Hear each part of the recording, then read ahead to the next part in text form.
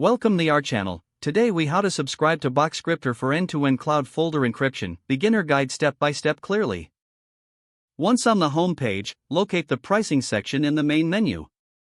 Click on the pricing link to explore the different subscription plans available. Review the options presented, including the free trial and the premium plans. Decide which plan best suits your needs, whether it's individual or business focused. You will be redirected to a registration page. Fill out your details, including your name, email address, and password. Make sure to create a strong password for your account. After entering your information, review the terms and conditions. If you agree, check the box to accept them. Now, click on the Sign Up or Create Account button to proceed. You may receive a verification email shortly after registering.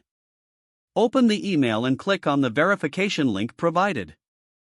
This step confirms your email. Once verified, return to the Boxcryptor website and log in with your newly created credentials. Navigate to the Settings or Subscription section of your account dashboard. Here, you can enter your payment information if you selected a premium plan. Review your payment details for accuracy before proceeding. Once everything is correct, confirm your subscription. After confirming, you will gain access to all premium features offered by Boxcryptor. Now you can start encrypting your cloud folders for enhanced security.